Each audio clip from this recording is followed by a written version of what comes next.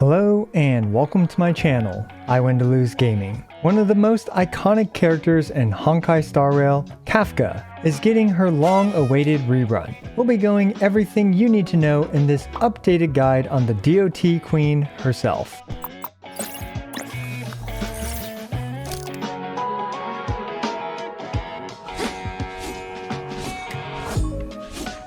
Kafka has been one of the most free-to-play friendly characters since her release, and, well, shocking news, she still is. In fact, she has received multiple buffs since her release and is still an incredible character.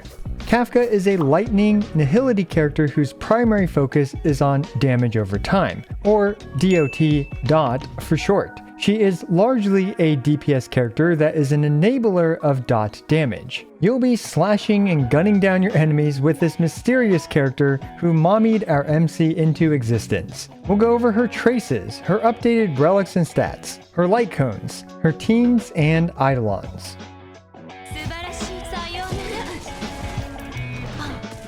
Let's dive straight into her traces, starting with her basic attack, Midnight Tumult. It's entirely unremarkable and should only be used if you just need to regenerate a skill point.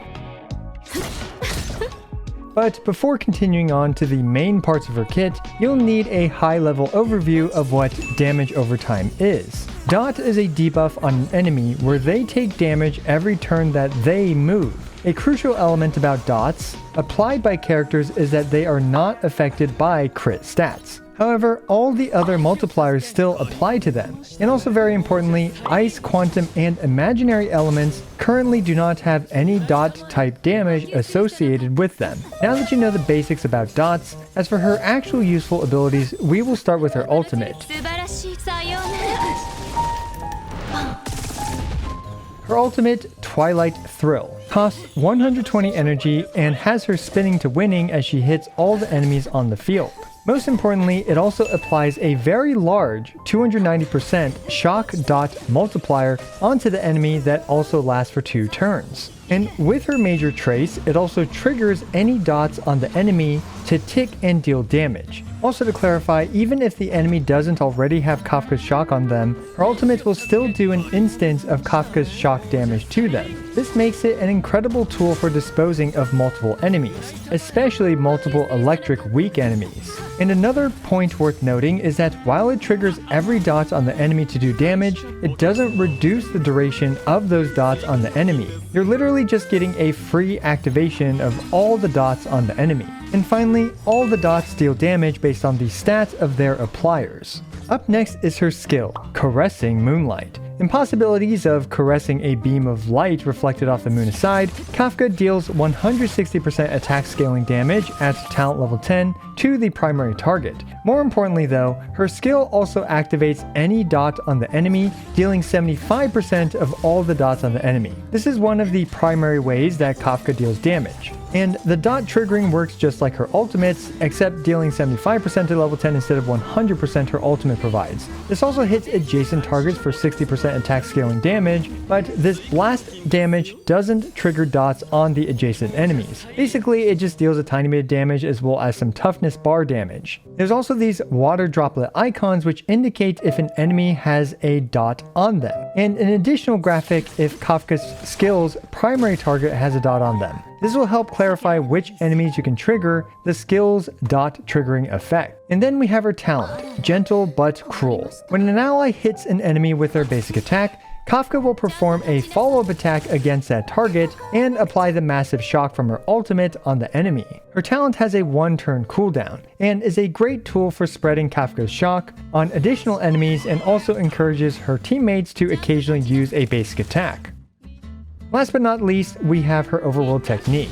Mercy is not forgiveness. It deals some lightning damage to all enemies and, importantly, applies her ultimate shock to all the enemies. This thing also has a massive circular hitbox, allowing you to simultaneously engage enemies that are very far apart and to apply shock to them. It also has the best battle engagement animation in the game, if you know what I mean. Yeah, boy. For her energy and toughness values, it's almost all standard except for her talent's follow-up attack, and her technique does 60 toughness damage to all enemies and generates 0 energy. For Trace priority, you want to level up her ultimate as much as you can. Follow this up with her skill as the second priority, and leveling up her talent and basic attack isn't a priority since they don't affect her dot damage. But eventually you can get around to doing so if you so desire. And you'll definitely want to unlock all her major traces as soon as possible, as they provide massive utilities such as activating all the dots on the enemy, improving her dot application rate, and providing energy to her. As for a basic rotation, Kafka will pretty much want to spam her skill as much as possible. Every time she uses her skill, one of her teammates should use a basic attack, so that way Kafka will perform her follow-up attack. This way you'll also guarantee her ultimate every 3 turns that she moves. So Kafka's rotation basically becomes skill, skill, skill, ultimate. And as with literally any guide video, we need to talk about her relics. Now Kafka is a dot-focused character, and again, the main difference between dot damage and regular damage is that dots cannot crit. As such, we want to avoid crit stats on Kafka. Another stat we need to talk about is effect hit rate. There are 2 main effect hit rate breakpoints for Kafka. Kafka has a bonkers major trace that adds 30% to the base chance for her ultimate shock to apply, which makes it a 130% base chance. This means that Kafka only needs 28% effect hit rate to achieve a 100% chance for her ultimate to apply shock. And since Kafka's minor traces provide 18% effect hit rate, we actually only need 10% effect hit rate from her gear in order to achieve 100% chance for her ultimate to apply shock. You are very likely to get 10% effect hit rate from her substats on her relics. Now her signature Lycone also has a shock effect, albeit a much smaller shock effect, and this one only has a 100% base chance to apply.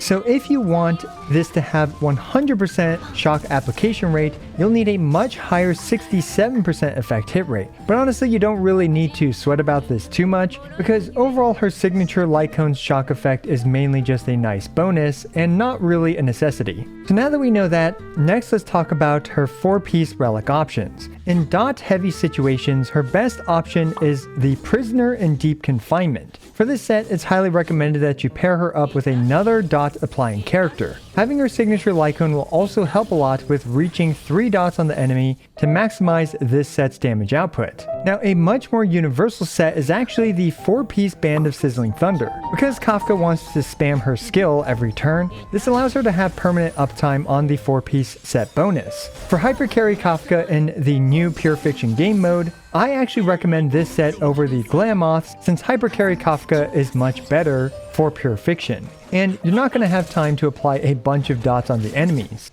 Now, 2-piece set combinations are also viable, especially if you have great substats on those 2-piece combinations. As for her 2-piece set options, the Firmament Frontline Glamoth, especially with speed-heavy builds, is an incredible option for her. Her signature Lycone as Superimposition 1 will provide Kafka with 14.4 speed, and with speed boots this already puts you at 139 speed. With a few substat rolls and a buffer that provides speed like Ron May, you'll be able to achieve the 160 speed breakpoint. But do keep in mind that if you're not able to crack 135 speed, then the Glamoth isn't a recommended set. Besides the Glamoth, her main other option is the Space Sealing Station, as that provides a solid 24% at a very easy to reach 120 speed. Of course, there are some other options as well, but overall I recommend the above 2 the most. For the main stats, since dots are the focus of Kafka's kit, an attack percent body is her best option. She scales very poorly off of crit stats. For her boots, the more she moves, the more often she'll be able to trigger all the dots on the enemy,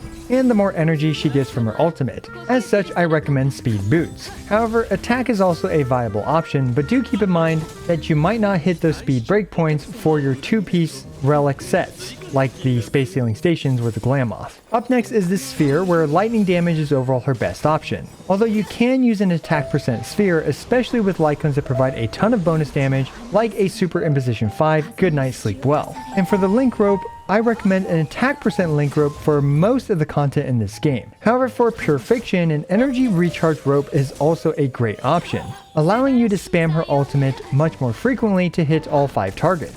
For substats, you'll want as much attack percent as possible, and basically as much speed as possible as well. You'll need at least 10% effect hit rate to reach the recommended 28% effect hit rate for 100% shock application from her ultimate. And if you have some of her Eidolons or her signature light cone, then more effect hit rate up to 67% is nice to have. Finally, flat attack isn't useless either. And after relics, we have the obligatory light cone section. Obviously, her signature light cone, Patience is all you need, is overall her best option.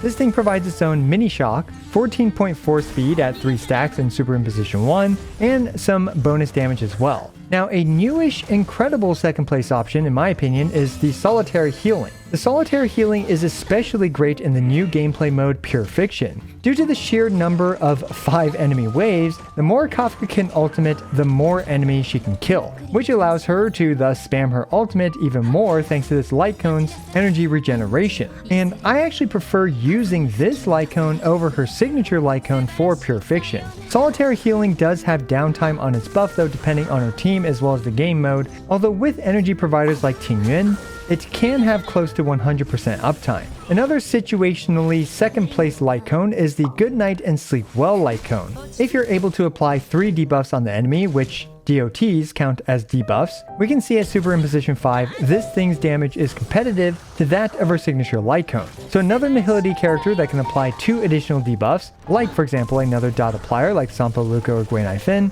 to the enemy is highly recommended. There are also some other options, but with the release of Solitary Healing and with how insanely good Solitary Healing is for the new game mode Pure Fiction, it's hard to recommend any of the other options, although I'm sure you'll find plenty of success using options like Fermata or the Eyes of Prey. Up next we have the team section. There are a couple main team archetypes, with the first one being a dot-focused team. Dot-focused teams consist of Kafka plus another dot-focused character, plus a harmony character and a sustain character. Of the dot-focused teammates that she can have, we mainly currently have 3 options: Sampo, Luca, and Gwen Ifin. In particular, these teams excel against lightning-weak enemies, plus a weakness to another dot element, which are Wind, Physical, and Fire for Sampo, Luca, and Gwen Ifin respectively. These teams in particular excel in Memory of Chaos as well as the Simulated Universe with the Nihility Path. The second team archetype for Kafka is a Hypercarry Kafka. This consists of Kafka plus 2 Harmony supports and a Sustain character. This team is actually what I recommend for Pure Fiction over the DOT team. Spamming Kafka's ultimate is by far the fastest way for her to clear numerous hordes of enemies that spawn in Pure Fiction, and characters that provide Kafka energy like Bronya, Tingyuan, and Huohua are incredible for this game mode. There are also some more hipster playstyles like pairing her with Topaz to enable Numby to attack more often thanks to Kafka's follow-up attack. Although I do see this becoming less prevalent as we're all getting Dr. Ratio for free and he's going to be much better for this role than Kafka is. And I do think it's worth mentioning that pretty much every Harmony character is incredible for supporting Kafka, with a shout out to Ranmei as she can buff both the dot characters in a dot team. The additional breaking power is amazing for dot teams as that just provides more dot damage. However, one Harmony character that isn't great with Kafka is Yukong, since Yukong's biggest buffs are to crit stats, which Kafka doesn't utilize very well. As we can see, Kafka is a surprisingly flexible character, able to be grouped with other dot characters for certain game modes, and also able to be a pseudo-erudition character for the new Pure Fiction game mode with her Hypercarry playstyle.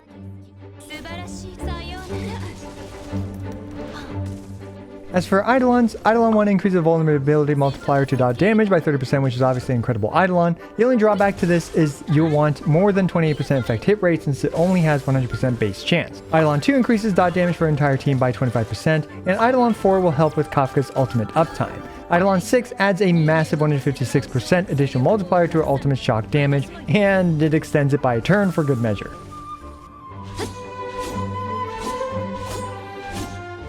So there you go, the ultimate guide for the ultimate dot queen. Since her release, Kafka has been an extremely well-rounded character, capable of handling anything that's been weak to lightning. She's great in all game modes to date, and is an incredible free-to-play friendly character.